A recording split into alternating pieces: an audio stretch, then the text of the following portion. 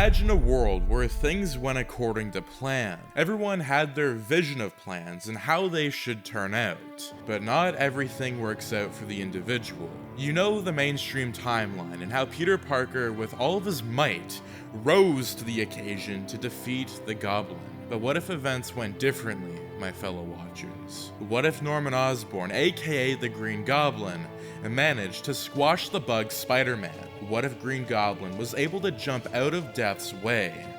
Watch once again as we take a look into this horrific timeline.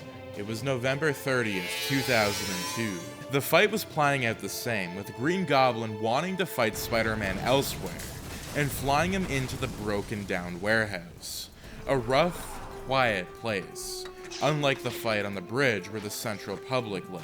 Spider-Man was slammed into the heavy brick, his bones cracking with each passing moment. He couldn't figure out where he was. Peter's field of view was blurred while the Goblin got off of his glider to end Parker, throwing a pumpkin bomb. The bomb quietly bounced off of the cold ground and threw Spider-Man into another wall, cracking and breaking more bones. The amount of pain Parker was in was intense. His costume ripped, blood everywhere. Peter thought of many ways he could end the fight, but Goblin kept up on his assault. He gains the upper hand on Spider-Man and taunts him simultaneously to keep him distracted from the grand plan that is going to occur.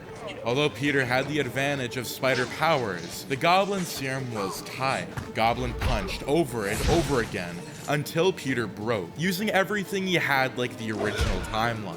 Saddens me to say, in my experience, there is no such thing as luck. As the multiverse is vast and forever changing, death is not the most significant loss in life. The tremendous loss is what dies inside while we live. Peter Parker struggled to find himself in the fight. He overcame the power of the Green Goblin, but not the persuasive Norman Osborn, who unfortunately tricked him near the end of the fight. Everything that Spider-Man lived for died that day. The amount of potential the boy had was lost by one tiny mistake, and it breaks my heart.